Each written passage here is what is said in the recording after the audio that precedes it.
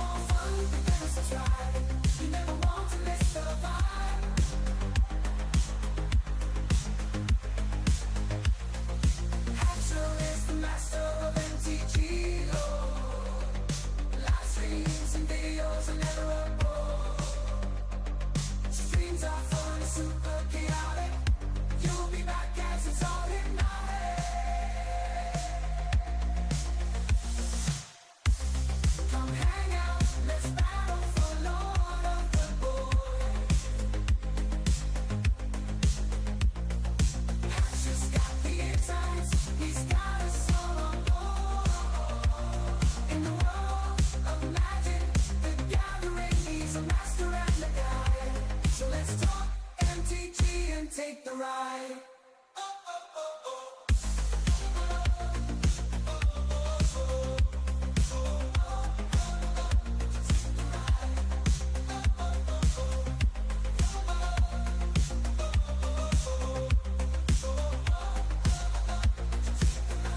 For more fun, you better subscribe. You never won't miss the vibe.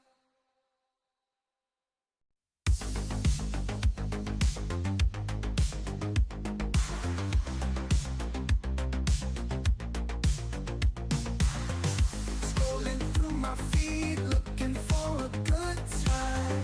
Hatcher on YouTube, dropping truth and rhyme. Passion for magic, he's playing the cards right. Live stream so funny, keeping us up all night.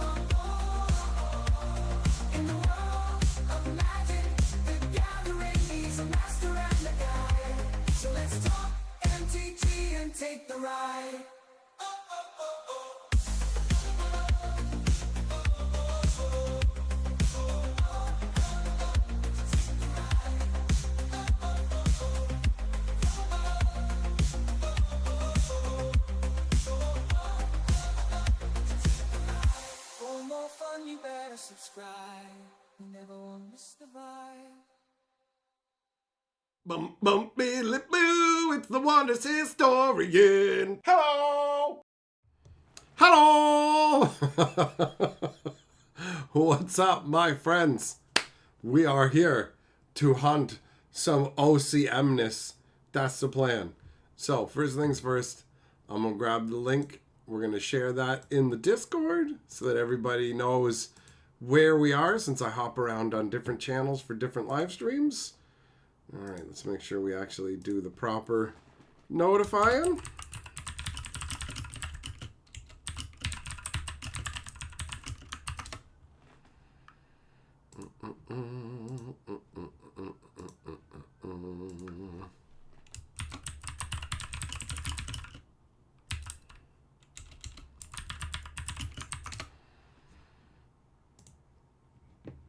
Okay, there we go. That is good. That is good. And hellos are in order. What up? Millmaster, Shelton, Spurl, Jess, Death, Eng. Hello, my friends. How is life treating you this fine Sunday evening? We are gathered to go on a hunt for an OCM. I realized that I had a fun idea of taking boosters from the previous set and facing them off against boosters from this set. What's up, everyday? But the problem is that there's a serialized card in this box, right? And that's guaranteed to auto win and skews the results. So what we're gonna do is we're just gonna go through this booster box until we hit the OCM card, or OCM or autographed card. My bad. With the first set, it was an OCM in every box. If you don't know what I mean, OCM is the orbital color match serialized card. Okay, so we're going to be hunting for the serialized or autographed card in this box. Once we hit it, then we stop opening packs from this box. Okay, because the idea is I want to be able to have collector packs from this set compete against collector packs from the previous set, but having the OCM autograph card in there doesn't make it a fair fight, because the box that I'm going to be taking the previous set's packs from we've already found the serialized card in that box. So it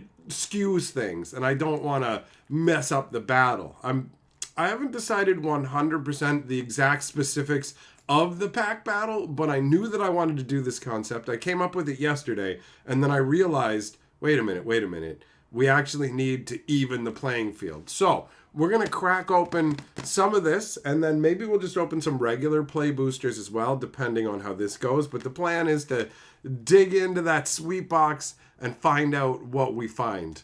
What's up, Habanero? I'm hoping that we're going to get something fat and juicy in terms of the actual OCM, but the important point is that an OCM is automatically going to win when it's fighting against anything else, right? So to make the battle the most authentic it can be, those are the rules that I have decided upon. All right, go ahead and get rid of that. Okay. So, let's get the box ready for some battling. Well, not for battling. What am I talking about? For hunting. We're not battling today, we're hunting. I'm getting it all messed up in my own head here. Okay. Get it all set up nice, like I'm about to put it on a shelf. Oh, bloop. Pull out these. And then we've got the little Fancy Boy pack, which I'm actually going to save those. I've got 2 of them here. I'm going to save those for another purpose. Gianna, that is not a thing, and I definitely do not want to pull. I definitely don't want to pull that. All right. Bump bump bump bump bump bump bump bump bump bump bump. Ba-da-dum bump bump ba-dum bump bump bump bump bump bump ba-dum.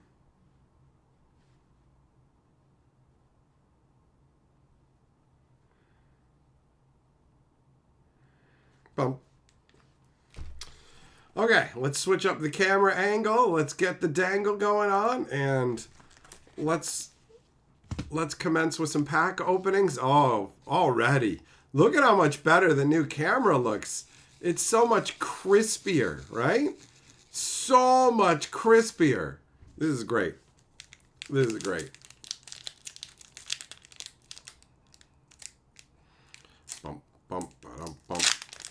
Bump, bump, ba-dum, bump. All right, so these are the collector boosters, so they got more juice in them than the play boosters. All right. Now, I think I kind of actually want to put them off to the side because this camera does have a nice bit of crispness to it, but it also has like a light in the middle that can make it a little harder to see the cards. Vloggerino, you've eaten your phone. That would take some real work. Did you unhinge your jaw and eat it like a serpent? Sperl, I know, right? It does look way better. Okay, so let's get past. We're not here for the commons and uncommons. We're on a hunt for the fat juice. All right, we got the Celestine Cloud Vial. I remember this one. This is the one that hoses the extra attack decks big time, right? What up, Teferi? Every day, watch her finds it in their first few packs. Are you having a stroke? Are you having a stroke, buddy? All right. So, yeah, this is the one that absolutely hoses you if you're playing a free attack deck. Tap it for free. For the rest of this round, each player can attack only one more time. And while this is untapped, players can't use free attacks. So, I do kind of like that the free attack card is a cauldron. And then you've got this cloud vial. I mean, does this really... This doesn't really count as a vial. This is more like an urn or a censer. You know what I mean? Whatever. Okay. So, yeah, see how it's like a little, do you see the difference? Like if I have it here and then I put it here, you can see that the light obscures it a little bit. What up, Juglum? Fresh cards for sure. Figure I'll find the OCM in the first few packs. That's fine. That just means I can keep the rest of the box for pack battling and we can crack open some, like, I also have play boosters on hand. So we're good either way, right? I got them both, buddy. I got them both. Okay. Then we've got Qual Shakan, the Murky Tentacle. 5 cost 10 power. He's just vanilla. He's just a vanilla rare, but he's gigantic. Like 5 for 10. That's a big fat number. Are you actually going to play him? I don't know. I mean, I feel like, yeah, that's a great big number, but is that actually valid enough for you to run him? Just getting a big guy for a cheap cost who literally has no other abilities? I mean, sure, he's scary looking, but there's a lot of crazy abilities in this set and the first set too. So I have my suspicions that getting just a gigantic vanilla rare, like in a sealed environment, he's probably going to be more hype, but in a straight up competitive environment, I don't know. Vloggerino, you hope I find it soon? Well, thank you. I'm good with however it goes, as long as it's not like, it's only going to really hose me if there's like 2 or 3 packs left in the box and then I hit it. That's when I'll be like, damn it, this plan did not work out. All right? Bump, bump, bump, bump. Every day you think it's a neat idea to use real actors for the packs.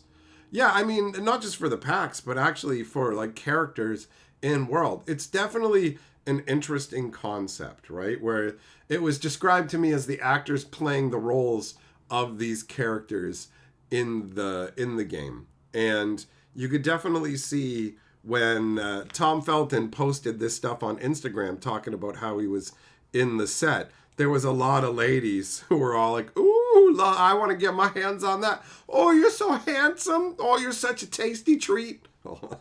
Which is, that was one of the things I was expecting. Okay. Then we've got an epic rare. Okay, Conjure Light cards. 4 cost. Each player draws or discards enough cards to bring their hand to 5. I mean, if your opponent has more cards in their hand, great. But I don't want to let my opponents draw cards for free. I really do not like giving my opponents resources in games. I do not. Gianna, do I like grilled cheese sandwiches? Oh, hell yes. I love me some grilled cheese sandwich action. Absolutely. You can put some bacon in there as well. I'm absolutely here for it. Like grilled cheese all the way, all day. I haven't had a grilled cheese probably in like a month though. Okay. So yeah, this one, I don't know. If your hand's empty and your opponent's got a bunch of stuff in there, and you decide when it happens, so you get to maximize the effect. But I really do not enjoy giving my opponents resources. All right, then we got another epic rare. Okay, 4 rares in this pack. Tombstone Purgatory. This is an epic rare land. It's got Eternal. Create a 1-power skeleton token in Realm 1. So Eternal is when it goes from your deck into the Graveyard Abyss area, right? So basically, if this gets flipped off the top of your deck into your graveyard, you're going to get a 1-powered dude. That's not too shabby. That's not too shabby. That is what Eternal is, isn't it? Am I misremembering? I'm pretty sure that's how it works. Admittedly, I could be mistaken about that. Teferi, you were going to say add bacon to the grilled cheese? Hell yeah. Do you ever make lazy cheese sandwiches where it's melted cheese between bread? How do you do that, Jess? How do you do that? All right, then we got a foil common. Foil common. Hey, foil formless rare. Nice. Okay. Radiant Rebirth, 2 cost. Oh yeah, this is the one where you banish a guy. You banish a guy and then you bring him back at the end of the round, and you get to draw a card and it's attuned. So if you've already got a land out for Boundless, then it's only 1 cost, and you get to draw a card. So it replaces itself, bounces a guy out, brings him back. This has real potential. I'm gonna be sleeving this. I'm gonna make sure I sleeve this goodness right here. Okay, and then at the back of the pack, we've got... Wait, why did I put the foils on? The foils go with the rares and stuff. Never mind. And the commons and uncommons, I keep those in a separate box. I keep my foils and my rares separate from my regular commons and uncommons. I don't know about you guys, but that's how I do it. Okay, that was not too shabby at all. Not too shabby at all. And we'll give the... we'll give the formless foils some space up here as well.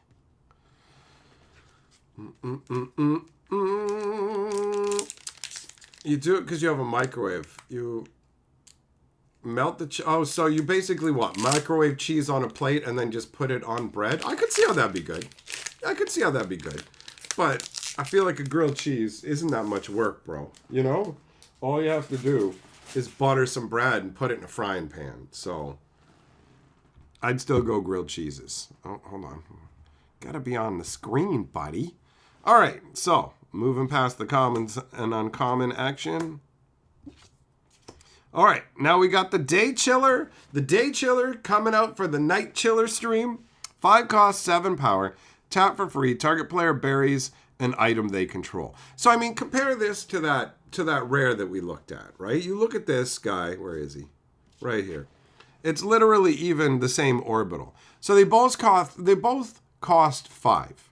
And you've got 7 power versus 10 power. Obviously, 10 power is way bigger. But this guy can be tapped for free to make whoever you want get rid of their best item. That's a huge difference just for 3 power. So I really have a hard time believing that this guy is going to make that much of an impact. You know what? Why don't we switch this around? Why don't we let the formless foils hang out over here? And this, there we go. And then the commons and uncommons can just hang out off screen. You know, that doesn't matter. Larry, what's going down? Sheba, hello. How you doing? Ew, Millmaster. I don't like mayonnaise, so I definitely wouldn't be swapping out butter for mayonnaise. That ain't gonna happen. Okay, next we've got Experiment Z9V3-7. This is a 4 cost, 4 power dude. On arrival, you gain a faith. And then this gets +1 for every faith you have. So just by himself, he's coming out as 4 or 5. But there's a bunch of different cards that give you faith. There's an uncommon in this set that literally gives you like 2 faith every turn, right? So I don't think that I've cracked it yet, have I?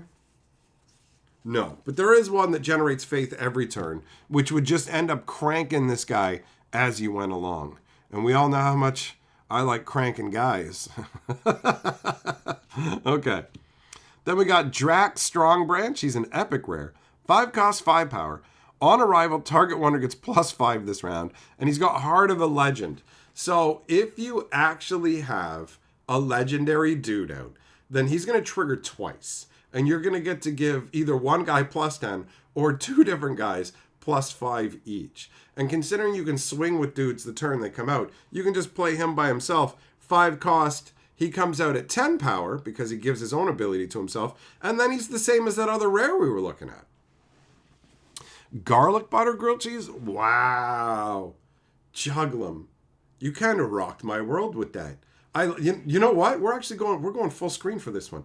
You just kind of changed up my life, buddy. You can come in close for this one. That is a genuinely fascinating idea. I love garlic bread and I love grilled cheeses, but I have never made a grilled cheese with garlic butter. Millmaster's suggestion of mayo is disgusting, and he's an awful human being. But you, sir, are a scholar and a gentleman. All right. Back to the cards. All right.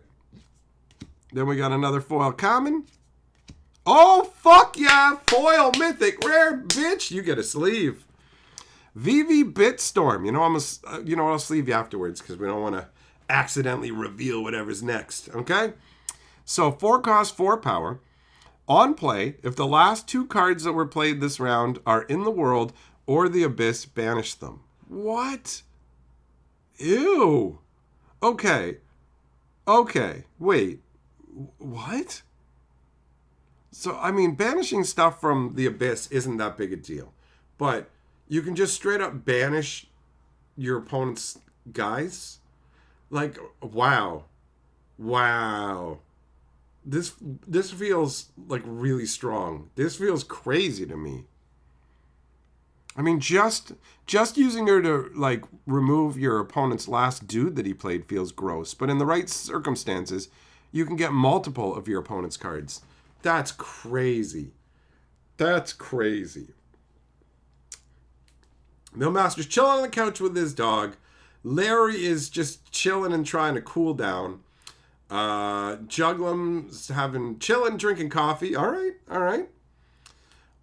Gianna used 2 different kinds, white and yellow, Gouda and American. Ew. Like processed cheese slices? Those are disgusting. I remember the first time I got a grilled cheese that was a processed cheese slice, and I thought I was being trolled. I was like, this can't be real. This can't be legal. I remember I was a child. On vacation with my parents, and I picked that off of the menu at a restaurant, and I was so bitterly disappointed. I didn't even know that was a thing. I didn't know that could be a thing. Processed cheese slices make me sick. They actually do. I was trying to make my own, like, breakfast sandwich at home using, like, Kraft cheese slices, and I kept getting sick when I made them, and I couldn't figure out why. So I was like, okay, just start eliminating ingredients. So I made one without the cheese slice, and all of a sudden I was like, oh, I don't feel sick. And then I tried to make another one with the cheese slice and was like, oh, okay, it's this. It's making me sick. Little Left, what's up, buddy? You're in the wrong account, Sam Hain. Grilled cheese with garlic bread is like garlic bread with cheese, regardless of the similarity. It can't be the same, though. It can't be the same. Because garlic bread is where you have the garlic butter, and then you have the cheese on top of the garlic buttered side. But when I make a grilled cheese, I don't know about you guys, I don't butter both sides of the bread. You only butter the outside. Right? What's up, Zircon? Juglum, you love American cheese? Okay, hold on. Full screen again. You are not a gentleman, nor are you a scholar. You're a degenerate, just like Millmaster, and you disgust me on a fundamental level. All right, back to the cards. Foil mythic. You know what? I'm going to put you over here because you're a little more special. Okay, and then we got the commons.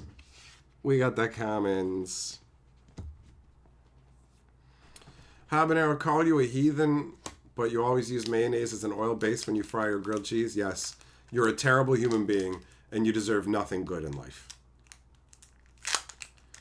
Teferi, what the hell is that? What the fuck is Fontina? You guys are starting to make me mad here. I just want to be clear. You're all starting to piss me off. All right? I used to think that I had a good crew coming to my live streams, and now I've got to rethink everything. Like, any of it. Any of it. Any of it. I gotta have some water to fucking wash the taste of your bullshit out of my existence.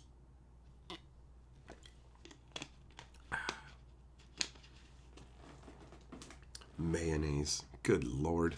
There ought to be laws against this. Okay. We got Shock Mine! Shockma! This is that Kaya token that whenever a Equip Wonder moves, sacrifice this, and then you can put 4 -1 counters on a Wonder in an adjacent realm. There you go. There you go. Not too shabby. We've seen that one recently. Oh, we got the demigod spider.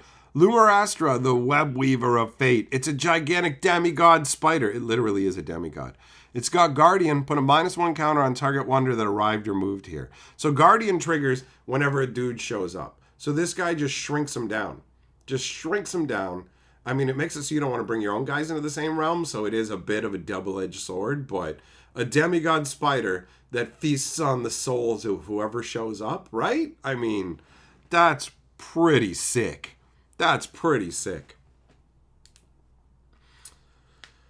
Little left, it's like people who put mayo on fries, heathens. Exactly, exactly. You know what's up, buddy. You know what's up. Thirst for Battle. Oh, this is Double Strike's happy card, isn't it? 4 cost, epic, trigger all on attack abilities of wonders you control in target realm and adjacent realms. Yeah, I mean, that's the closest they could come to Double Strike in this game, so there you go. Habanero, I know you're freebasing with mayonnaise, all right? You should be ashamed of yourself. Jogum, yeah, nacho cheese is good. I like nacho cheese, but American cheese slices, that's a crime. You're a bad person. Okay, let's see. We got a foil common. We got a foil uncommon. Hey, there's the OCM. Man, we hit it fast, son. We hit it fast. Let's get this bad boy sleeved up. Considering the point was to hunt this out so that the rest of the packs could be used for battles, that's actually really convenient.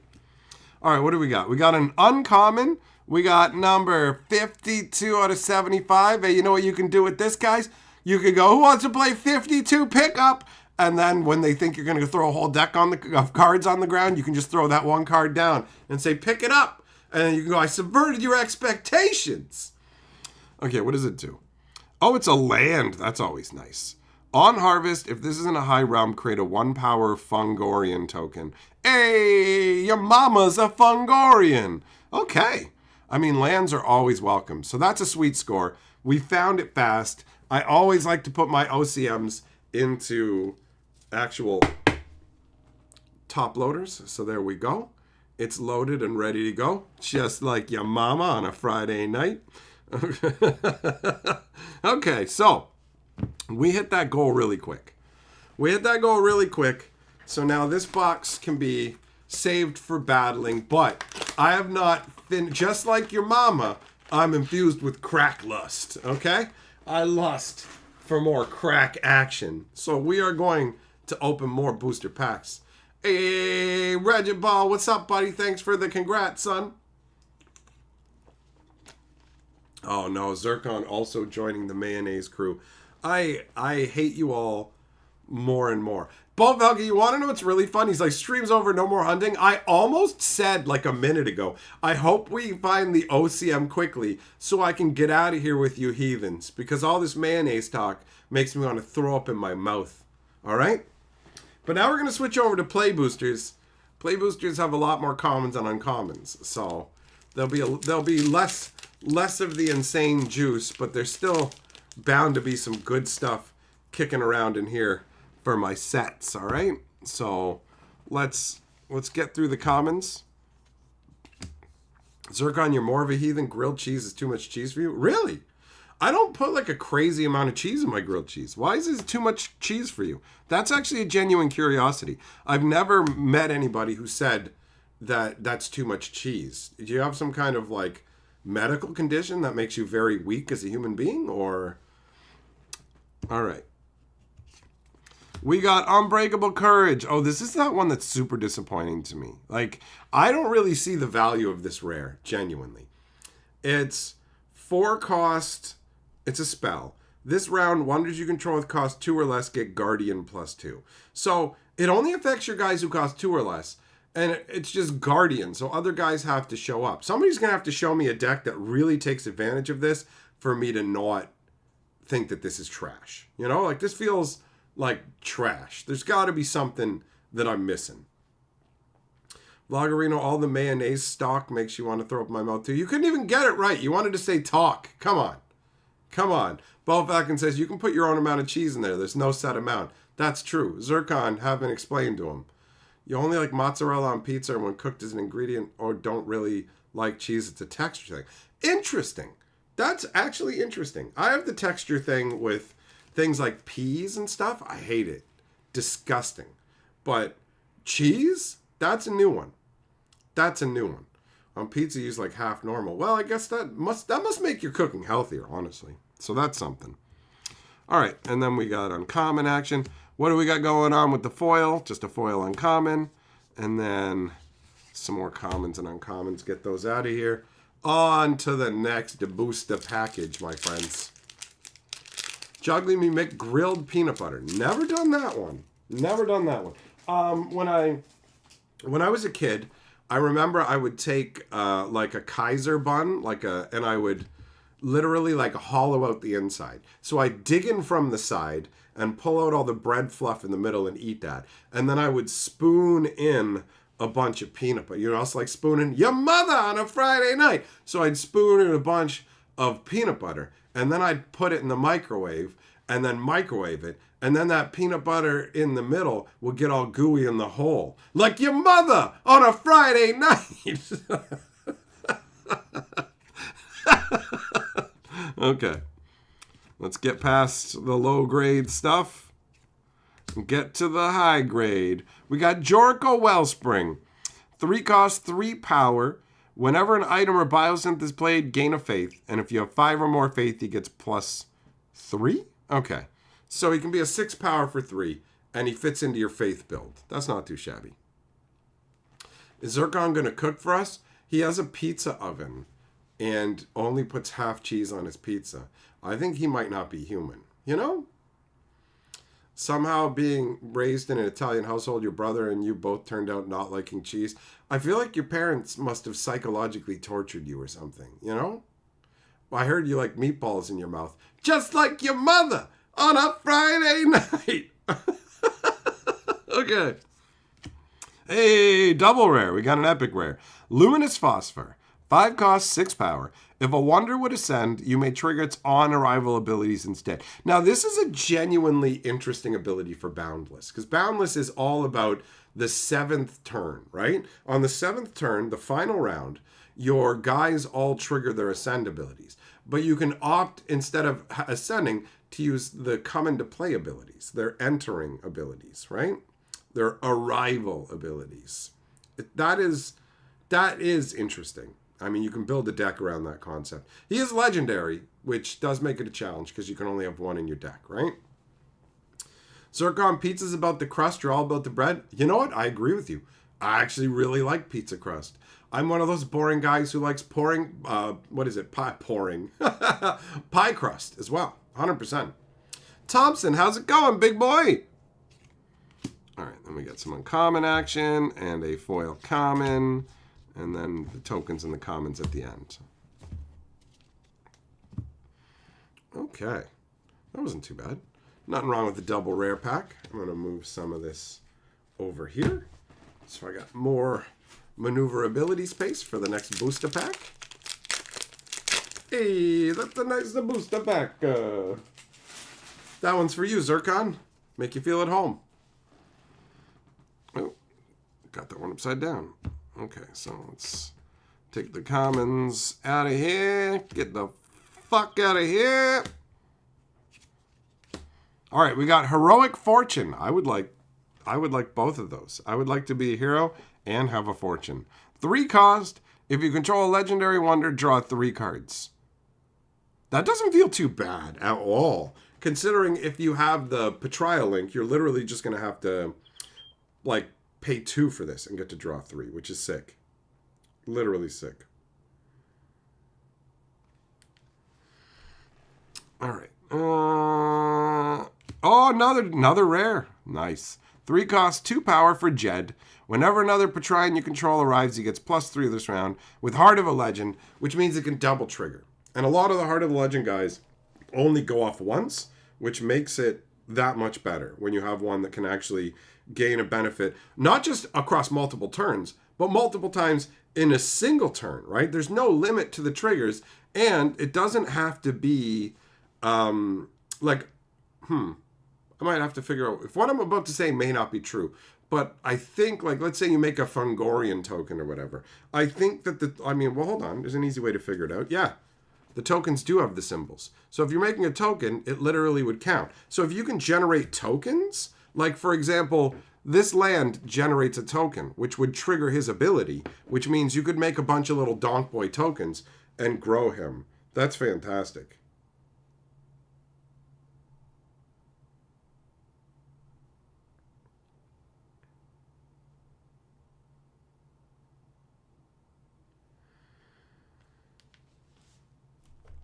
So yeah, that's got like a lot of potential compared to a bunch of Heart of a Legend abilities.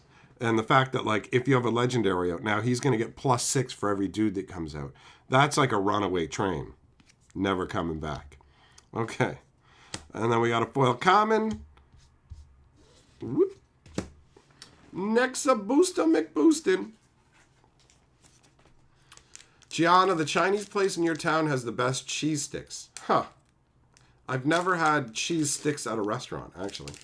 Every day, would anyone want a statue of themselves? Sure, why not? Why not?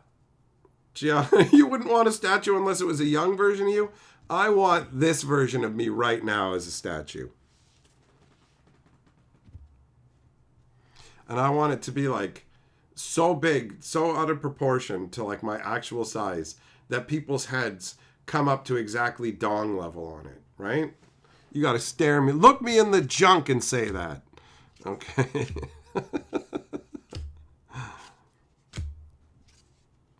Bitteran the Decayer. We saw this one recently too. I remember that. So Equip Wonder gets +2, 4 cost. And the first time it battles each round, deny 1. So let's flip over the top card of your deck, put it into the Abyss. And if the denied card's a Wonder, then target Wonder gets -X this round, where X is that guy's power. So flip the top card of your deck and hit another guy for -X based on that guy's power. Not too shabby. Not too shabby. Gianna, you're so legendary that even your legend is legendary. Thank you. That's correct. That's correct. Every day, I don't know if anybody told you this, but you can't, if someone makes a statue of you, you can't feel what happens to the statue. You don't get fucking psychically linked to it. All right, foil uncommon. Bum, bum, bum, bum, bum. Bum, bum, bum, bum, bum. Warped remains, just like your mother on a Friday night. Okay. All right, we're going to crack some more play boosters because we ain't playing around. This is serious shit. This is very, very serious what we're doing here right now, okay? All right, so I want you guys to take it seriously. No more mayonnaise talks, all right? This isn't Smashing Pumpkins. We don't need to be doing this. All right, we've got, oh my God, my eyes misread the title as balding. I'm like, balding sage. And then I'm like, but she's not balding. Man, those scars on her face. Damn, she had a rough time. 2 cost, 2 power, just like your mama on a Friday night. Almost missed it, boys. Almost missed it. But I didn't. Okay. 2 cost, 2 power. On arrival, put a protector counter on this. Tap for free, create a 1 power Viking token here in adjacent realm. Like, see, this feels so much better than that Patrian guy that's like, I don't know, 6 for a 7 power or something like that who can tap to make a 1 power guy. Because this one shows up with a protector counter and is cheaper. That's better. That's better. Teferi, you're getting into the spirit of it, big boy. All right, then we got an uncommon, a foil uncommon. Where's the juice, yo? Where's the juicy mythics and shit, huh? Where's that juice at? Pass the OJ, because I got juice.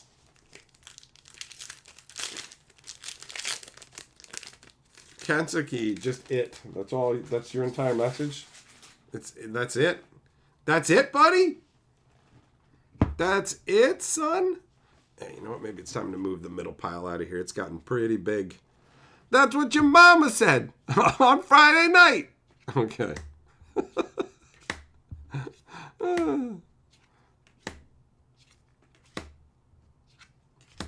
All right, destination unknown as we pull in for some gas. Every time I see the name of this song, it puts that How Bizarre by OMC. Isn't that what they're called? OMC? That's OCM, but just the letters are switched around. Oh, it's a mind fuck. This is the Matrix. Wait, am I real? I need to take some pills. I need to take some pills and wake up in a tube full of goo. Just like your mother on a Friday night.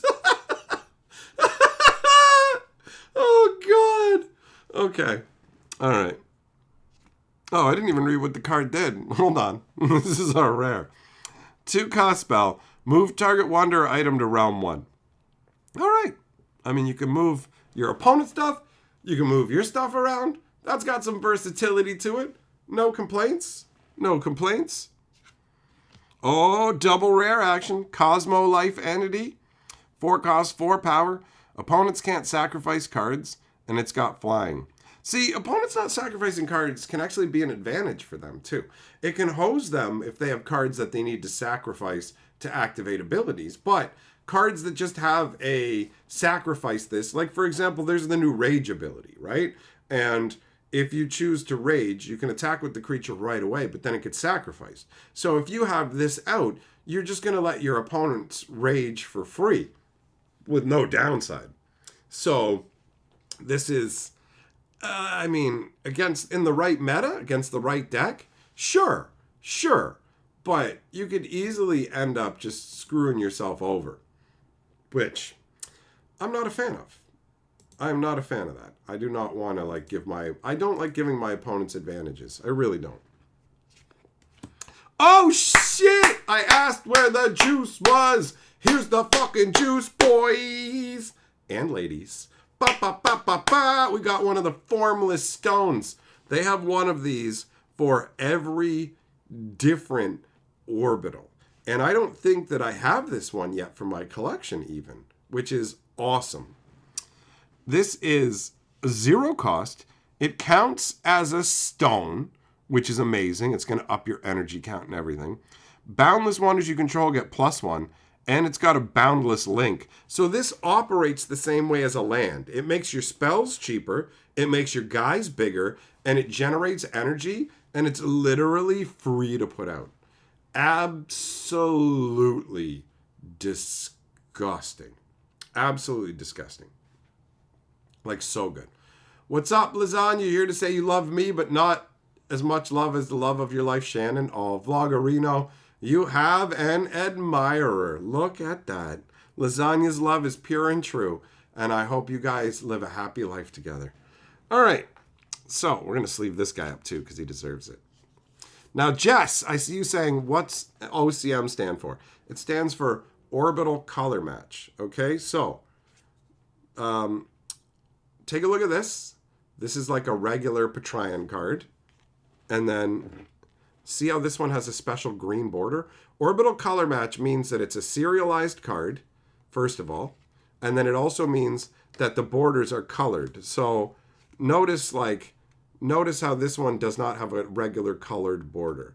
Normal classic foils will just have this. They'll have lines that match the color of the orbital. Like this one has blue lines and this one has the brown lines of heliosynth. But orbital color matches have an entire solid border of color in their color. So that's what that means. Now that was a juice bag pack. The uncommon, it's just an uncommon. It's just an uncommon foil. So that's not any juice. But who cares? We got a fucking stone. These things are gross. Absolutely busted. I remember when I first read one at the Shattering and I was like, what the fuck? Absolutely powerhouse. That's a sweet score. Every day, no, the M does not stand for mayonnaise, and you should be ashamed of yourself. Just like your mother is. But not on Friday night, every night, because you're a massive disappointment to her. Okay, onwards we go. Dum dum diddly dum. Hello! All right, we got the low squealing plam, which is what I call your mother on a Friday night. 4 cost, 2 power, awaken +3, and on defense, each attacking enemy here gets +2 this round. So you control the stone. You're going to make it challenging for your opponent to claim it back from you. Not the worst. Doesn't like scream insanity at me, but not the worst. Epic rare, Star Peeper's Glass. You guys are a bunch of peepers. Bunch of peeping toms. 4 cost, tap it for free. The next time target player plays a card this round, nullify it. I mean, I don't know. They could just play anything. You know, they can just play anything to use up that nullification. Is that really worth it? You know? Zircon, that's just a sign of depression, bro. If you're just eating mayonnaise straight out of the jar or whatever, that's just a cry for help, bro. Foil uncommon. Bum bum bum. Jess, not that I know of. I don't know of any website where you can like the prices of card games that aren't as big and haven't really like hit like massive mainstream levels or whatever. They tend to be a lot more fluid, you know? So it's like negotiate between people and whatever. There can be kind of a baseline, but yeah, there's no, they do have an app where you can keep track of your collection and stuff now. It's like the Wonder Scan app or something. I don't remember the exact name, but they have an app where you can track your card collection, but they don't have like prices. That stuff is very much a figure it out between people, you know? The bigger a game gets, the more firmed up the prices for things get. That tends to be the way that it works. Zircon, after tonight, if you ever meet me, you're going to be eating vanilla pudding out of a mayo jar. Listen, bro, I have a real problem with the way you spelled meat there, okay? You didn't spell it with M-E-E-T. You spelled it M-E-A-T. And let me explain to you in no uncertain terms, you will never meet me. That will never happen. You will not meet me. You definitely won't get to eat pudding out of a mayo jar while doing it. Now, I can't stop you from imagining this, but if I could, I would have you lobotomized. All right? 3 cost, 1 power for Skylar Wingard. This is a legendary wonder that gets +1 for every land here and has flying. Interesting. So it's going to move to different realms, and when it does, it's going to get bonuses based off the lands there, you know? Habanero says, if you're eating mayonnaise by itself, you might as well eat a stick of butter. I ate butter sandwiches when I was a kid, bro. The idea of eating that now is disgusting. Absolutely disgusting. Okay, uncommon, foil uncommon. Bum, bum, bum, bum, bum. Oh, this guy's a token. I never noticed that he was actually a token. I have the Xander Stoneseeker. I think I have every Stoneseeker for this set yet. Now, I think. I might be missing one, but I don't actually know. I haven't made my checklist of what I need yet.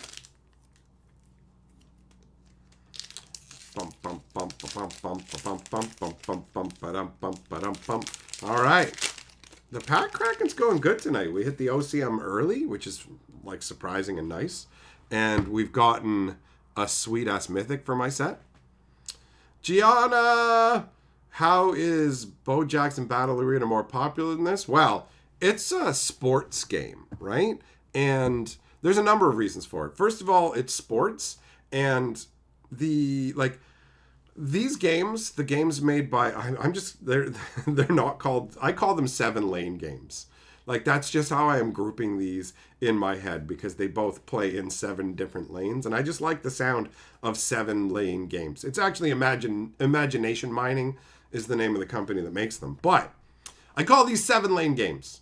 And the reason that Bo Jackson Battle Arena is more popular is because there's a huge overlap in this sphere with sports card collecting and stuff. Like the whole orbital color match thing and stuff like that. The color concept and stuff actually comes from sports cards. And like sports cards are way more popular than trading card games, like 100%. And also, Bo Jackson has they just call it Boba for short. It's a really easy game to pick up. It is a low complexity game that is more akin to playing a game of war and a lot less strategic. So it has more widespread appeal on a number of different points that make it more accessible. And also, they got a bunch of big name, like right from the get-go, they had a bunch of big name athletes involved with it. So every day, do you put butter on a sandwich? Any kind of sandwich? No, not me, bro. Not me. Bo Falcon says, Bo Jackson's the man. He knows. That's why. Bo knows. That's true. That's true. Zircon, the only thing you put butter on is like pancakes. Fair enough. I use it for grilled cheeses. And I'll put butter on like Eggos or something like that, you know? So I feel you. Waffles. Waffles. All right. Show me some goodness, baby. We got Liminal Province.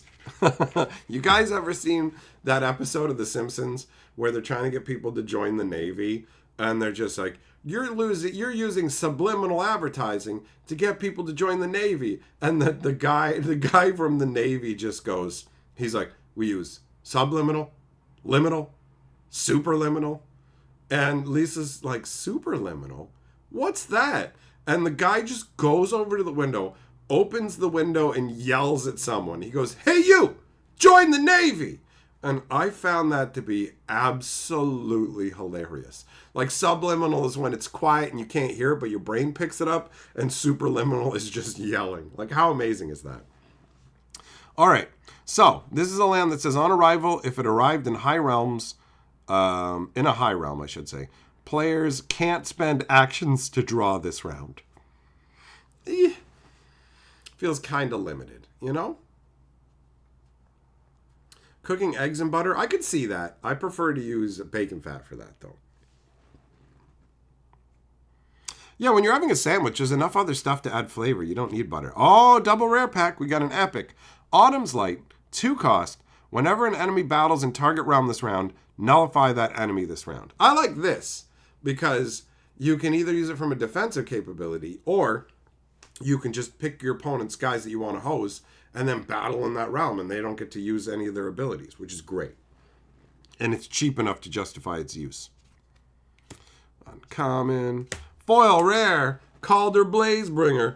5 cost, 6 power. Tap them for free. Target wonder gets +1 this round for each stone you control. So that equals the regular stones, because there's 7. When you play this game, for those of you who don't know, there's 7 stones that you're battling for control over. And each round, each turn, another one shows up. So in the first round, first turn, there's 1. Then there's 2, then there's 3, then there's 4, then there's 5, right? So you can control theoretically up to 7 stones, but then there's other cards that count as stones, like this, which up the total even further. Jess, is that 3 rares? You are correct. This is a triple rare pack, big boy. Very nice. That is some juice. That is some juice indeed. Got no complaints about the amount of juice that we're squeezing from this.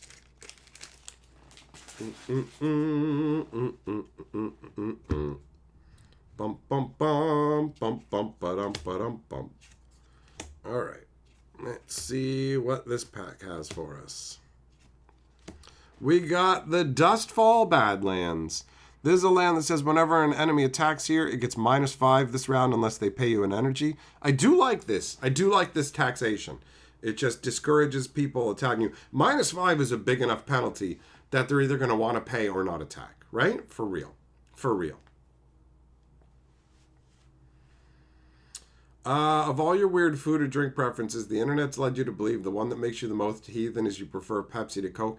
They're both pretty much awful, Zircon. I used to like Pepsi more than Coke when I was a kid, and now I find Coke to be mildly more tolerable, but they're not very good. Every day, how goes the collection for this game? Do I have a complete set yet? I'm 3 cards away from a complete paper set of the first set. And I've got a good progress towards a foil set of it. For this new set, I'm not 100% how far down the road I am, but there's still a long way to go. There's still a long way to go. I know that. Okay, uncommon. Foil rare. Tau Mecha Standard Armor. 1 cost item. Equipped Wonder gets +4. On round end, sacrifice Equipped Wonder unless it's a token. And this is attuned, so it doesn't cost you 1 of your 3 actions a turn to play. I do like the attuned ability. This is interesting if you want to play with tokens specifically. You can boost them up from like a 1 power guy into a 5 power guy. Not too shabby, but having to sack your dude, it's a pretty rough price to pay, right? Unless you have somebody who just comes back from the dead, because there are characters that do that. Like, for example, Barnabas, one of the dudes that I own an art proof for. Bump, bump, bump, bump, bump. I have 3 art proofs now, by the way. Death hooked me up with his. He sent me over his art proof for Nyx's Shredder, I believe is what it's called, which is pretty sweet, actually. Have we cracked one of those? Let's take a look. I forgot about that. Let's see. Bump, bump, bump, bump, bump, bump, bump, bump. I think it's an uncommon, isn't it? Vanilla ice cream with soy sauce on top. This is just criminal. This is criminal right here, okay? All right, let's see. Do we have a Nyx's Shredder?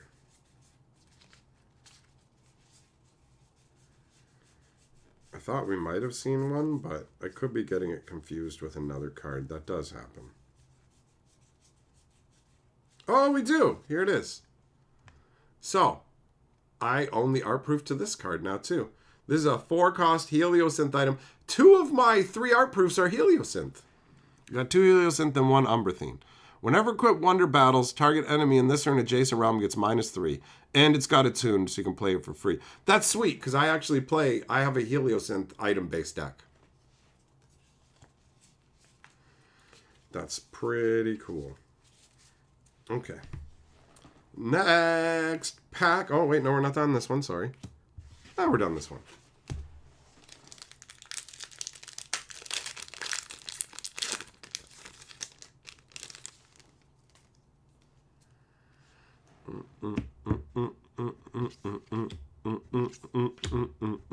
Thanks for coming and hanging out with me while I crack some Wonders packs, guys. I appreciate the company. Letter from a friend. So this is one of the story tokens that goes with Valen Voss Stoneseeker, which, in case you guys didn't know, is this dude right here. This is Valen Voss. He is the most sought after of all the Stoneseekers from this set. Alright, so it's a rare token. Sack it for free. Put a shield counter and a protector counter on target wonder. So, that dude we saw earlier who won't let your opponent sacrifice things would shut this off. You just wouldn't get to use it at all, right? So that is what it would be good for. Then we got a little pig boy. And a foil common. Alright. Bum, bum, bum, bum, bum. Cracking boosters, baby. Ya-da-da-da-dow.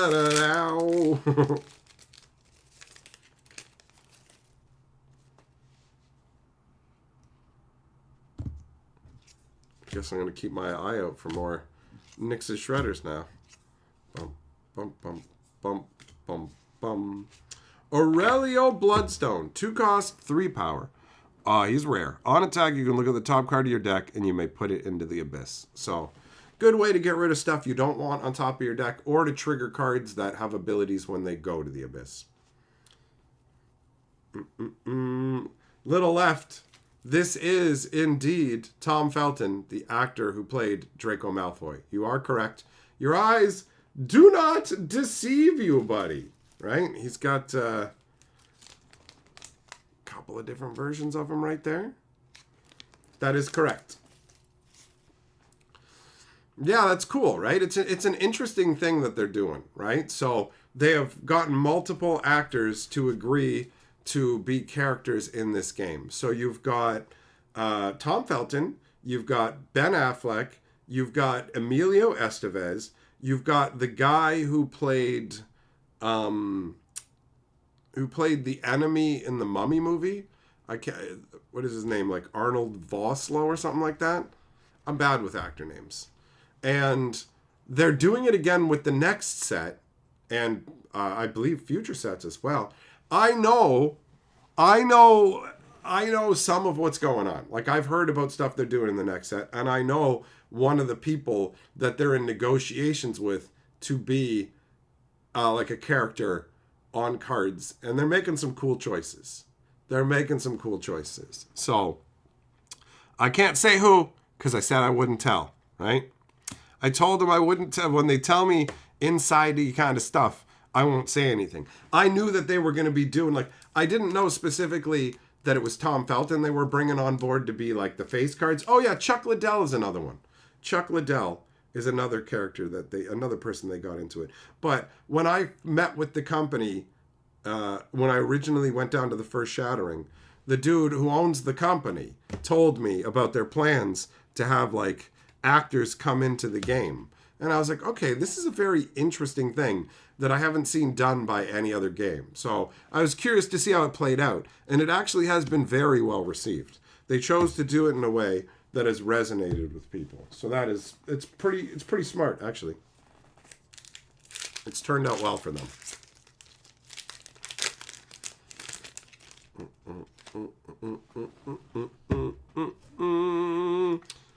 Spurl, have I made any new decks lately? No, I'm waiting to see the entire set and feel inspired by something. So I haven't had anything like really jump out at me and I've been like, yo, I know what I want to build, you know?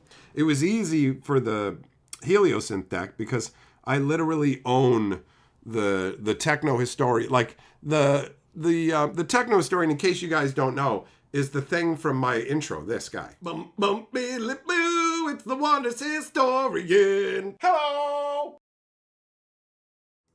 So I was just like, well, yeah, obviously I'm going to build a deck with that guy, right? And I literally own the 1 of 1 as well. There's only, like, of every card in the set, they made a special 1 of 1 edition, and they're ultra rare. These are stone foils. This is the only stone foils have this treatment, and there's only one of each. There's only one of each for any particular card, right? So I have the stone foil, I have the art proof, I have over 500 copies of the Techno Historian. I own the most complete Techno Historian collection in existence. And nobody can own a more complete version than me because I literally have the 1 of 1 and I own the art for it as well, right? So good luck competing with that on top of the insane amount of copies I have of it, where it's like I literally have a box dedicated to just holding them all, right? Let's see if I can hold them all in my giant meaty hands.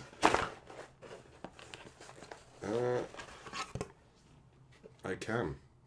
Look at the size of this stack. Look at that. Those are all Techno Historians. Shelton, might you see Keanu Reeves? Anything's possible. You never know who they're going to be like making deals with. I can't tell you who, but I can tell you the one person I know is a big movie star who has been in a bunch of big name movies. Like genuinely. Oh wait, these are the comments. These don't go in the middle. Get out of here. You're not Malcolm. You don't go in the middle. All right, Archelon. 5 cost, 7 power. Tap them for free to reveal the top card of each opponent's decks. Then put them back and each player draws a card. I do not like... I like getting to see what's on top of my opponent's deck. But I do not enjoy giving my opponent resources at all. So for me, that guy is not what I want to be running with.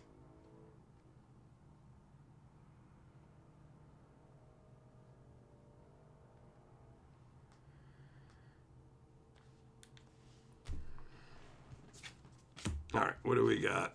A foil common. Boo. Wanted something fatter. Habanero, you want Pedro Pascal? Anybody is an option. I want you to know, even if you guys somehow guess who it is, which, by the way, nobody has guessed yet. I will not tell you. I will not tell you. So maybe I'm lying now. I'm not, but maybe I am. I'm not going to tell you because I told the Wonders people I wouldn't reveal those secrets. Spurl, do I think they'll ever have novels? That's a good question. I don't know. Originally, they weren't doing that much with the lore. And when I went to the second Shattering, they started to expand on their lore with Emma Shockbite's sister, Kaya, or Kaya. I'm not sure how it's pronounced. They had like a little 2 or 3 minute video from her. And like she's tied in somehow to the Phoenix Quill stuff and Valen and whatever. So they're starting to build out the lore, but I don't know if that will translate into novels. I don't know what kind of plans they have in that way. But I do know they have a bunch of ambitious ideas. Originally, now this has been squashed due to unfortunate life circumstances, but they were originally, there was going to be an actual theme park based on this game. But the guy who was going to create that theme park, unfortunately, his life ended. So with the guy who was going to do it no longer around, that thing fell apart. That would have been wild. Hearing about that was crazy. The whole thing going, whoa, there's going to be a theme park. Whoa, the guy died? Damn, that's crazy. All right. The rare we got here is Magna Coalstone. 3 cost, 0 power. Stones you control can't be seized from battles here. This is a really strong ability. Just shutting down a realm where the stones can't be seized. Now, technically, there is a guy, I think his name's Dr. Wappa Kaneda or something like that, who can straight up steal a stone with his ability. So that would circumvent this, but this stops all battles taking stones, which is nuts. It's nuts. Jess, do I kill spiders in my home or let them live and remove the bugs? Most of the time, I let spiders live. If they come down from the ceiling right in front of my face, I tend to end them. I'm like, yeah, I find this an affront and it will not be accepted. And then I quash their existence. But most of the time, I just let them live as unpaid workers in my home taking care of bugs. Because there are gnats in my area. So like around this time of year, they just start to swarm. And they're mindless, annoying little bugs. And there's like 1 billion of them. Oh, we got another rare. Yarhar the Mouthy. 6 cost, 6 power, Guardian, +2 and name a card. That card costs 3 more to play this round. This is good with bounce effects, where you want to bounce one of your opponent's cards and make sure they can't play it again that turn. So it is pretty limited, but if you really know your opponent's deck, like if you're really into the meta, or you've just returned that card to their hand, then you can get a lot of value out of this ability, you know? Shit, triple rare. We got an epic rare. Bellator, 5 cost, 7 power. At the end of the round, you can sack a token. If you do, create 2 tokens of the same class in that realm. That's really good. That's really good. Paul Falcon says, that's what our mama called you on a Friday night. Good callback, buddy. Good callback, Bo. You did it. This is sweet. This like token magnifying concept is great. And works really great with Guardian style abilities. That's strong. Oh, what the fuck, bro? Nice. Nice. 4 rare pack. Double epic rare pack. Epic foil rare. This is Juicy McJuicehammer right there, okay? Which is what your mama calls me on a Friday night. That's a good score. That was a juice bag pack. Juice bagging.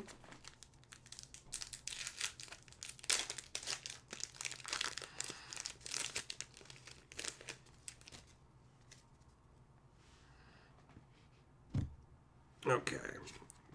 What do we got here? Oh, that was a little too... There we go. Oh, we already saw this. Heroic Fortune. Okay. Epic Rare. Double Rare Pack. Drakina Nutshade. Netshade, not Nutshade. Nutshade is what your mama gets from me on a Friday night. Okay. 8 cost, 5 power. Whenever an enemy attacks in this realm or an adjacent realm, it gets -2 this round. I do like that. That ability is always on. And as long as she's not at either end of the board and is somewhere in the middle, that's going to affect 3 of the 7 realms. It's going to make it really obnoxious to attack into, right? I dig the flower petals that are floating down too. Pretty funky. Foil common. Next pack. Dun, dun, dun, dun, dun, dun, dun. I do love open boosters. I do love opening boosters. There's a planned power outage at my place tomorrow, which means, I mean, it's just not my place, right? It's going to be in a bunch of places, but in my part of town, basically, there's going to be a planned power outage, so not going to be able to get into my fridge, which is really annoying. Rin Striker. I always remember this chick as having a strong ability, but I never remember what it is. 5 cost, 5 power. When you play her, if you played any items this round, draw a card. That's why. Because I have an item-heavy deck. And she's got Heart of a Legend, so as long as you got a legendary out, when you play her, you get to draw 2 cards. That is nice. Getting a 5 power dude who also gives you 2 card draw is very solid. Habanero, have I noticed any really strong card synergies or combos that I think would be really fun to build around? I haven't had anything strike me on that level yet. That's what I was saying when Everyday asked me if I built new decks. I haven't had anything that jumped out to me as too bonkers. A Faith build that generates Faith every turn is kind of interesting. That's still in Heliosynth. The stones, maybe messing around with a bunch of different stones, because you don't have to be playing any particular orbital to use the stones, because they can go into any deck. So some weirdo stone deck might be cool as well. Jess, I'm hoping the power outage will be shortened, but it's a planned one, so it might be longer. Okay, and then we got foil uncommon.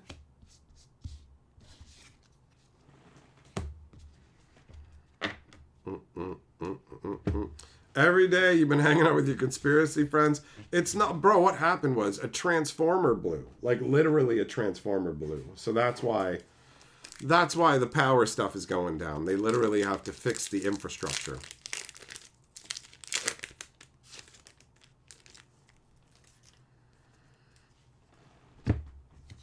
All right. What do we got here? Okay, we already saw Skylar Wingard today. Oh, we got a Mythic! This is one of the ones that I got to spoil. They gave me Mythic cards to spoil for this set. It's pretty sweet. Pretty sweet being given an early look at cards and also getting to spoil them for people. It's a lot of fun. So this is Final Protocol Armor, Mythic Rare. This card has cost equal to the total cost of items in the Abyss. And Equip Wonder gets plus X, where X is equal to the total cost of items you control. Now, this is not legendary, it's secondary, which means you can actually play 3 copies of it in your deck. And if you have it in your starting hand, there will be nothing in the Abyss. So you can play it for free, but it will constantly scale as more items end up in your graveyard, right? And these will all feed each other too, right? So basically, if you have one of these out and it's got like 3 power, well, then it's going to have a cost of 3. And then another one's going to see that and go, oh, wait, I get to add that on. So it just scales up into crazy math. Crazy math. And since I have a Heliosynth item-based deck, this is an exciting card. And a foil rare, too. Bro, sweet pack. Triple rare. Pellowing Soarer. 3 cost, 3 power, and it's got call and flying. I do like just having 2 little keywords on here. It's enjoyable, you know? When you go from cards that have a ton of text, it's nice to just see something nice and simple. So call works like this. You can move somebody in a realm, 1 realm closer to the call creature and you play it. So I put this guy out, and I can choose to move either one of my guys or one of your guys 1 realm closer. Almost like it's got a magnetic pull. It's calling to them, right? But you can only use that ability if the dude who's being moved, the person who owns that dude, has the stone in that realm. So its power is somewhat limited by the current board state and who has the stones. But it also has flying, so it can move from realm to realm. Flying is a really strong ability in this game. When you attack with a creature with flying, after the attack's done, you have the ability to move it to either realm on either side of it. You can go, I'm going to move it to the right, I can move it to the left, and you can have multiple attacks in a turn. So you can literally have a guy fly in, win a battle, move to the next realm, fly in, win a battle, move to the next realm, fly in, win a battle. And that's just with the 3 normal actions you get a turn. There are ways to get more actions by harvesting your lands or cards that just give you free attacks.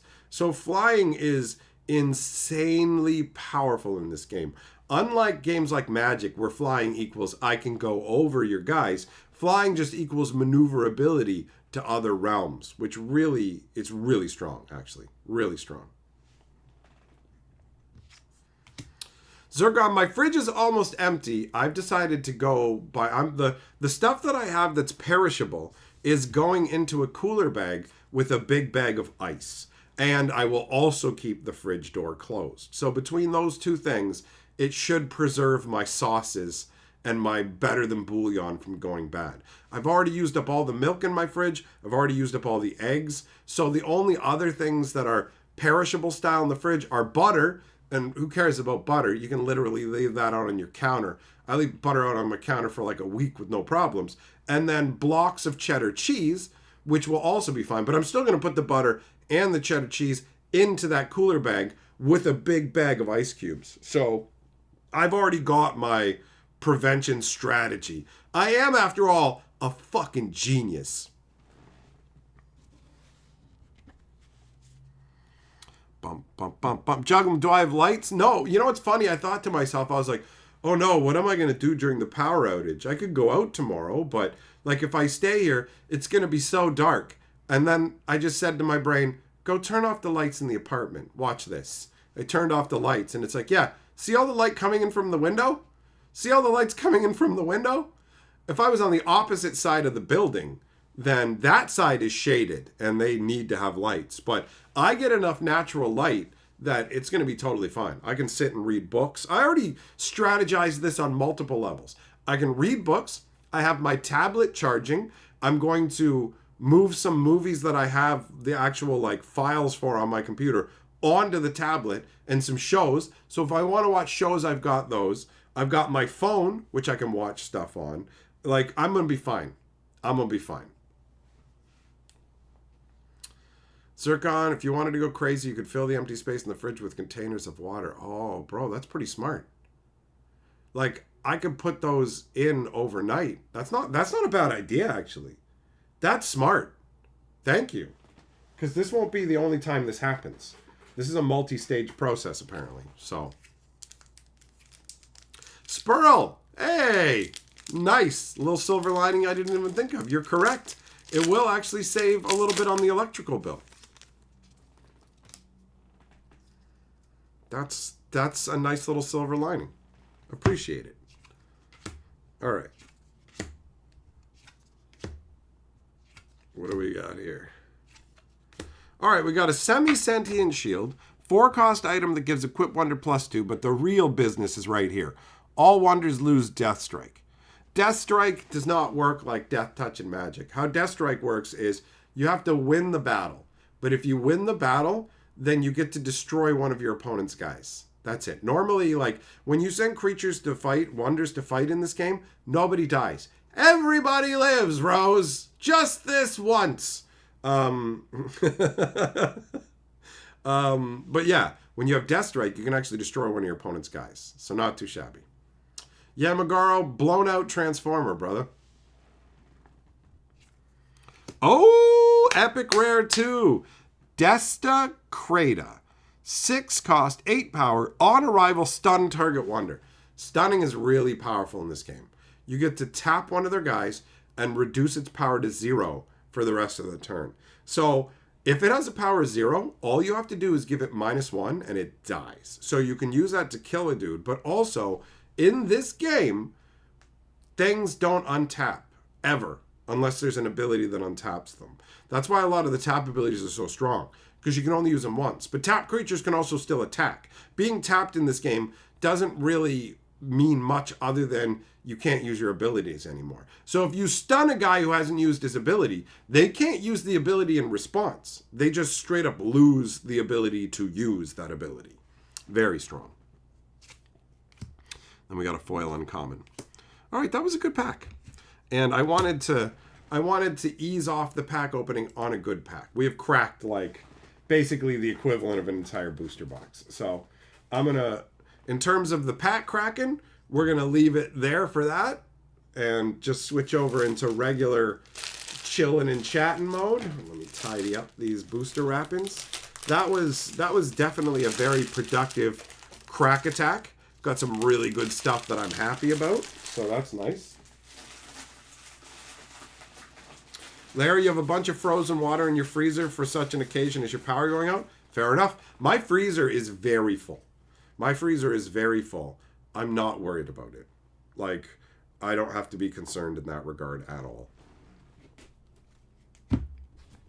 So yeah, we got a big stack of rares, foils, mythics, all of it. Spurl, you really like the art on the OCM? Well, you know, let's take another moment to appreciate it.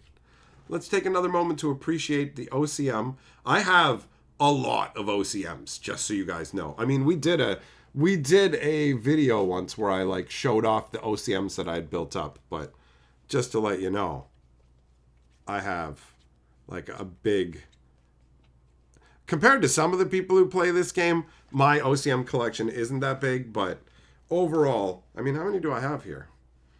2, 3, 4, 5, 6, 7, 8, 9, 10, 11, 12, 13, 14, 15, 16, 17, 18, 20, 21, 22, 23, 24, 25, 26, 27, 28, 29, 30, 31, 32, 33, 34, 35. And at the shattering, straight up at the shattering, check it. I actually got 2 of the exact same OCM. Isn't that wild? And not one of them is number 1. I got number 1 out of 75. You see that? If you get number 1 or number 75, you get the first or the end one, then that's considered a bookend, and that makes them more desirable. I used to have more OCMs, but Double Strike had them. He was taking them with him to an event, and the airline lost them. So his luggage got lost, and all my OCMs that were with him got lost.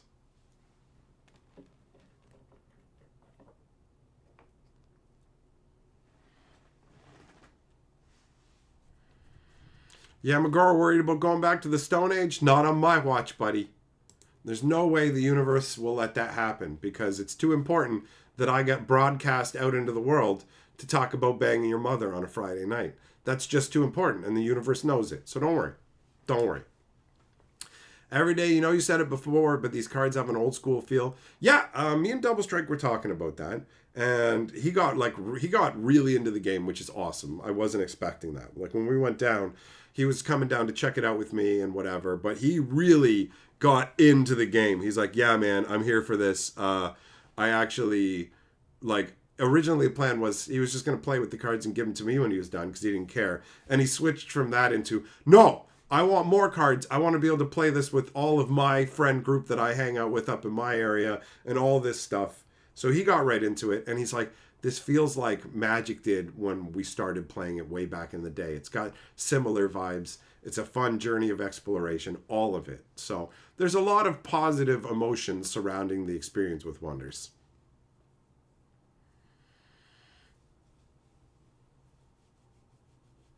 Airlines suck at keeping track of luggage. I know, man. Honestly, that made me super paranoid. I'm like, okay, I will not put like my valuable card collection into luggage that's being transported on the plane or whatever. I will just carry that stuff on me, you know? That goes carry on, 100%. It also goes hotel, motel, Holiday Inn. If your girl starts acting up, then you bring her friend. Say what?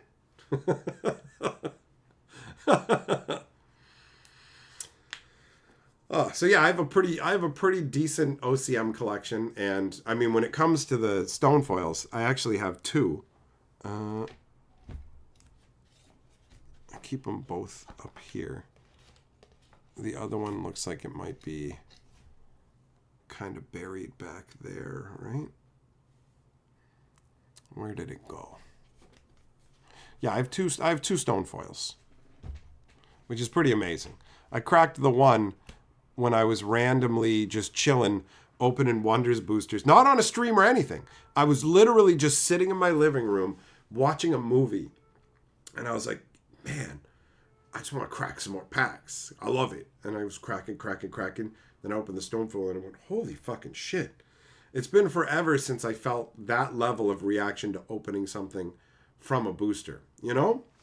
Like, Magic has really watered down the regular boosters to the point where it's super disappointing a lot of the time in terms of, like, mega ultra hits. It's still fun to open the packs and look at the Magic cards and stuff, but getting something like ultra juice bagging is so rare, and that it's just kind of like you don't expect it to happen anymore, because it really doesn't. So, now where the hell is that? Oh well, it's got to be around here. It's not gonna be gone. It's just in the mix. I have so much stuff on my desk.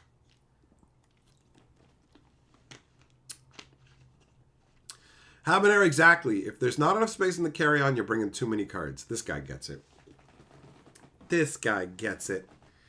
I would probably transfer my OCMs from the top loaders into, or maybe I put them in top loaders in a box.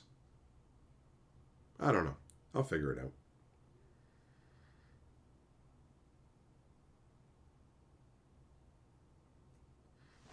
Where did I move that Stonefoil to?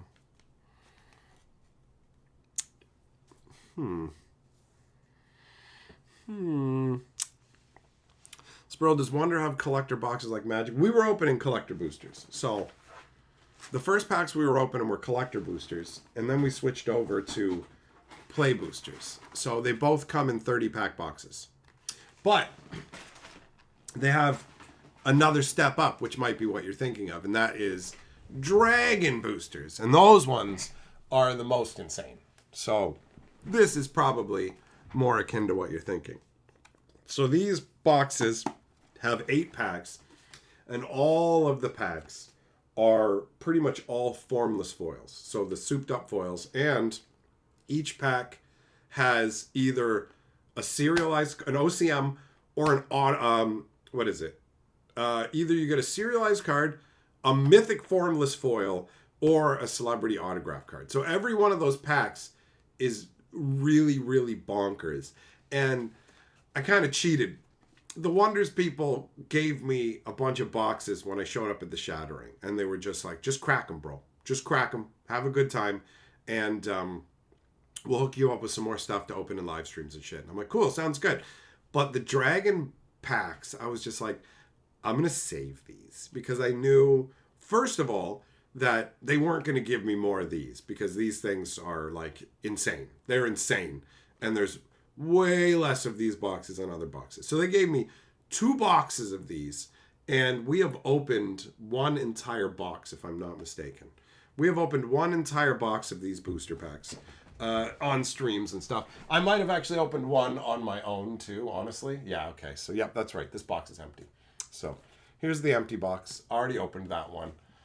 And actually, here's the Dragon box I got from the first set. These ones were serialized, even the boxes. So there's like, they don't make many of the Dragon boxes at all. They don't make many of the Dragon boxes. So this one already has the plastic off, but it's still sealed. It's got 8 packs in it, right? And these will get opened on the channel. That's the plan. But they've got to be saved for special occasions. I think the last thing I did actually was I did open 2 of the Dragon boosters. So yeah, they told me to just open these at the Shattering, have fun for trading and whatever else. You know what I mean? But I decided that, like, they gave me enough that I sat there during the entire Shattering, opening pack after pack when I wasn't chatting with people or eating. Just opening pack after pack after pack after pack after pack after pack. Like, seriously. I opened so many booster packs at that event. So I was literally like, it's like the first time in my life where I was like, I think I may have cracked enough booster packs for today, you know? And so I was saving these, and I was just like, okay, I'm going to take these back without opening them. That's the plan. So I knew that it would be more fun for us to open them. Technically, I probably could ask them to send me a Dragon box to open, but they had already given me 2 of them, and I didn't want to be like stupidly greedy. A part of me did. A part of me did want to be stupidly greedy. You know what I mean? But I saved these to enjoy with you guys because I knew the experience would be bigger and better. It's the same thing I do with my Magic, all my boosters. I don't really open anything on my own unless I have enough of it. Like, the reason I was able to open that box on my own while watching a movie was I knew I still had more to enjoy with you guys. So I'm saving these. They're Ultra Juice. Ultra Juice. Juggling, what if it's the last one ever? No, there are hardcore collectors in this game who keep stuff sealed. So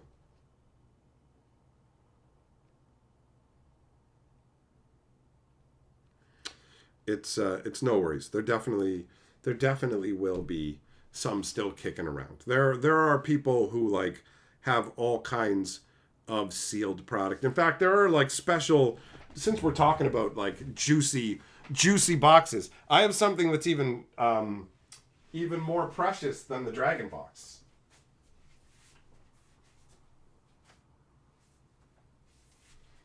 I have here a Quill box, and check it out. Check it out. A dude who goes by the name of Legend gave me a special protector case box that holds the booster box safely within it. Because this is a Quill box. So this is a box of the first set that comes with a guaranteed Quill box topper. The Quill is essentially the Black Lotus of this game. It's a very, very busted card. And actually, that Legend guy is the one who owns the art proof for it and everything. But yeah, he gave me this special box to protect my Quill box. This is worth more than a Dragon box or any of that. These are extremely rare booster boxes, and thus it is still sealed in its shrink wrap and in this cool protector case thing, which is dope. It's like you can even see there's like a little logo on the front right there. It's kind of hard to see, but it says Made with Wonders. That was really neat. I wasn't expecting it. We were just chatting, talking about things, and then he pulled it out and he was like, "Here, take this." And I was like, "What is it?" Like, opened it up and looked, and I'm like, "Oh, this is super useful." So I put my most precious Quill existence box in it. So this is one of the rarest Wonder products. There are some Dragon boxes from the first set that have unique artwork, and there's only, like, I showed you a serialized one, but they did one for every orbital as well. So there are definitely some rarer sealed products in this, but this is one of the rarest sealed products in the game.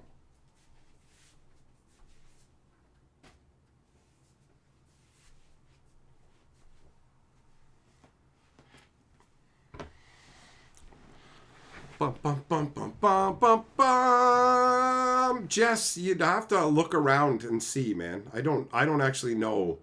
I don't know what that is. I don't know. So you'd have to look. I don't want to quote the wrong thing for you there, brother.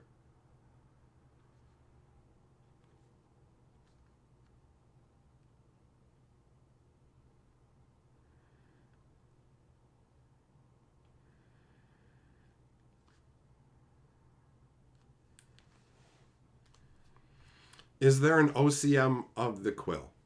Yeah, like every card has OCMs. So there are OCMs of the Quill. It's a mythic, so that means there's only 10 OCMs, but there's also a stone foil Quill. I don't know if that one has been found yet, because not all the boxes of existence have been opened. There are people who keep them sealed. I still have a few boxes.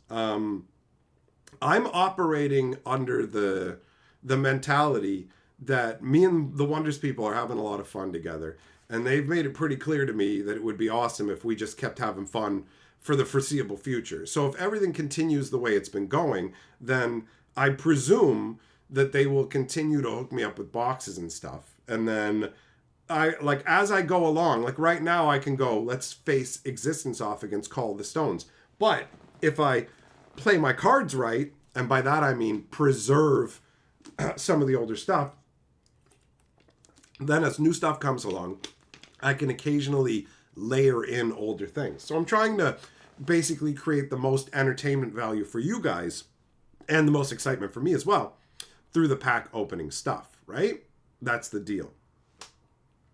So I want to hang on to a couple boxes of each set and open them at appropriate times. That's basically the plan. So when I first get the stuff, it'll be more like pedal to the metal, let's crack a whole box. And then as we go along, it'll be like, okay, let's just open some packs. Because when I was at the shattering for the second set, I said, can I get some more boxes of the first set? And they said, no, we don't have any. Like, they literally do not have any more boxes of the first set. It's all gone. So you can only get that shit now by buying for, man, my throat's drying up, from people on the secondary market. Jay, what is the quill card? It's a zero cast item that you can sacrifice, and for the rest of the turn, you're treated as if you have a link to every one of the orbitals, which means no matter what spells you're playing, you get to basically have a cost reduction on them. And it also gives you energy, and it also gives you cards. So it's basically like, if you were thinking in Magic terms, it's like card draw, mana generation, and spell discounts all in one. It's incredibly strong. Like, it is genuinely a busted card. Double Strike got one the first day we were there. We were playing breaking games, and he went all the way up and won like multiple tiers of the breaking games, where the prize was a quill. So he won a special quill from playing in the breaking games, and I read it and I was just like, oh my god, I need a quill, I want a quill, right? And then, because, let's be real, the universe loves me, and for good reason. Here's what happened. Somebody had left a bunch of piles of cards sitting around on the table, right? And this ties, I assume, into baseball collecting and sports card collecting and whatever. So there was just a bunch of commons and uncommons sitting around on a table. And I eyed them up and was just like, these seem like they've just been abandoned like people do with Magic cards. But it's the first night, and I'm not going to steal anybody's stuff because that would not be okay. So I just kept my eye on the stuff, tossed it into I grabbed the booster box and just threw it onto the table like there to get all the cards in one place. If whoever owned them came back and wanted them, they were sitting there waiting for them. But the person who wanted them, no. The person who opened the packs did not want them. They had stripped out every foil and left the rest. And I just thought it was commons and uncommons. That's literally all I thought that it was. So the night ends. It's done. Everybody's packing up and leaving. The cards are still there on the table. Obviously just up for grabs. Whoever it was just wanted the foils. There was not a single foil card left. So I just went, sweet, these are mine. And I took the box up and I threw it in my hotel room and didn't really think about it. I was like, cool, I'll sort these later. Who cares? It's just commons and uncommons, right? Obviously, I'm telling you this story because it wasn't just commons and uncommons. So I go back up to my room the next day, randomly at some point, and I just grabbed a stack and started thumbing through them. Like, okay, man, it's cool. Let's take a look at some of the cards and whatever. I'm like, see some of the commons and uncommons. And then I was like, oh, there's a rare in here. That's interesting. And then I kept going. I'm like, epic rares? And I'm like, somebody just left rares and epic rares? And then I kept going, and I'm like, there's a fucking quill in here. There's a quill in here. What the fuck? Like, literally, somebody just left all of the non-foil stuff, including quills. And quills, people were buying quills for like 150 US on the Discord server and stuff, however many days later. Like, not at the time of the event. But yeah, I literally told the guy who owns the company, somebody left all the non-foils. I'm like, and I mean all the non-foils. There was a fucking quill in there. It's like, they left a quill? Damn. Like, quills are fucking rare. It's a mythic rare that does not show up that frequently. And there's like 70 mythics in the first set. So it was insane that this just got left. And I was like, sweet, I got a quill, bitch. Sweet, I got a quill. And then later that day, they had the shattering. And they gave me a quill box. And I was just like, oh, fuck. Okay, cool. I've got a quill box now. I ain't opening it because I've got a quill and I don't need to. But I got a quill on ice if I ever need it. Crack that box open. But it'd be crazy to do that because the value of the box is worth way more sealed than the Quill Plus, because the packs in there are just like any other Existence box, but the Quill and the Quill boxes are a rarity. Basically how they did it was for people who bought a case of 6 boxes, some of the cases randomly, one box in there would be a Quill box, and they did not show up frequently, like at all. Quill boxes are genuinely rare, so pretty sweet that I got one, you know? I've been very fortunate. I had a great time. I literally got to go on a trip to the States, meet somebody who worked on Magic the Gathering, you know? And play the game that he had designed, and then have a really fun time meeting the team, have a great time with them. They gave me a bunch of the game to enjoy. Double Strike ended up enjoying it. We all had a great time there, met a bunch of cool people, and then I got to go back and do another Shattering, and they're like, here you go. And they fucking gave me more stuff. And as far as I can tell, we're just going to keep doing that for the foreseeable future. We're just going to hang out. They're going to invite me up to the Shatterings. I'm going to go play, have a good time with them, right? They're going to hook me up with cards to enjoy. The whole thing is fucking awesome. You know what I mean? They gave me a bunch of play mats and hats and stuff. It's a lot of fun. I'm enjoying it. Jay going to have Double Strike if he sold his. If not, ask him for a picture of it. He definitely has a Quill. I don't know if he kept his promo Quill or if he sold it. I know he sold off his, promo firsts. But I don't know if he still has that Quill or not. He also cracked, a mythic rare OCM. Because they had breaking games where if you crack OCMs, you win.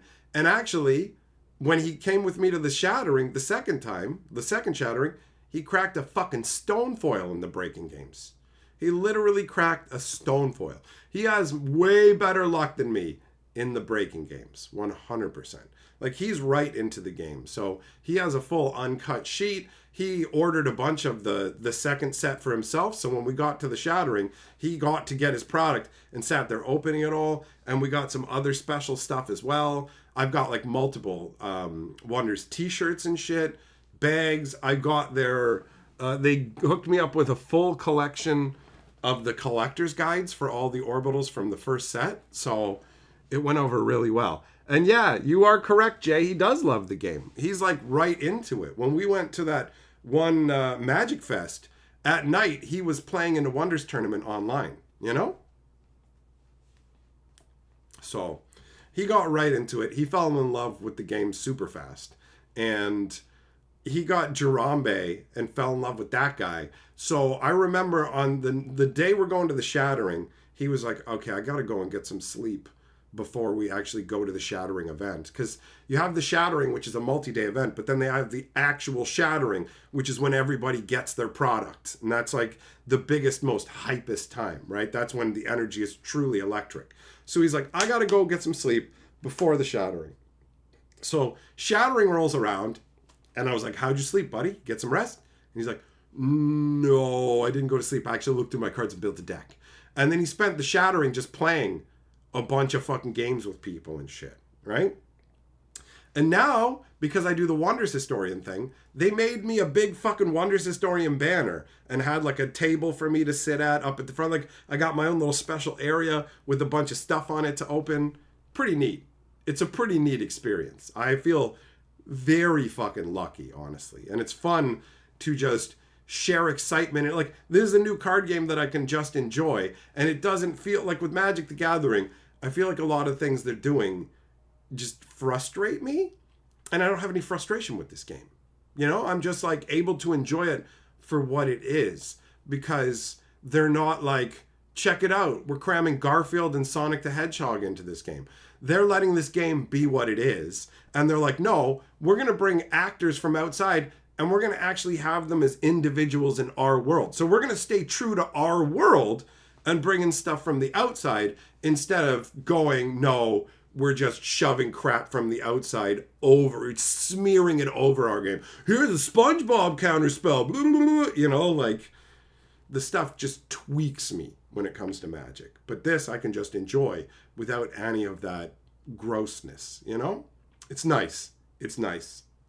And Double Strike being so excited about it means I have somebody in my local area who's full on excited about it. And he's not the only one, actually. There's another guy that I introduced to the game who got super excited about it and built like tons of different decks. So at one point I walked up to him and I gave him a huge box full of commons and uncommons and stuff. I'm like, I know you need a lot of this for your deck building. Here you go, buddy. I have more than I need. I have like basically full play sets for myself and enough like play sets for like 3 other people when it comes to commons or uncommons. So anybody that I bring into the game, I can hook them up with what they need and all this extra. Here you go. You know? Oh, yeah, that's right. Gianna asked a question, or was it Gianna? Someone asked a question earlier. Can you build tribal decks? Yes. Yes, you can build decks based around biosynths or other things. So you can actually do that. Yeah, my girl, you're Barboni in it. You got the Barboni gang. Nice. And then your brother's deck is biosynth based. Hell yeah. Heliosynth. Give him the thumbs up from me. So yeah, I'm really enjoying the Wonders vibe. I saw, apparently now there's Wonders sleeves, so I want to get some of those. But yeah, the Wonders people have been really nice to me, and they're excited to have me on board too. So it's a really fun setup overall. I have no complaints. It's all just good times. It's all just good times.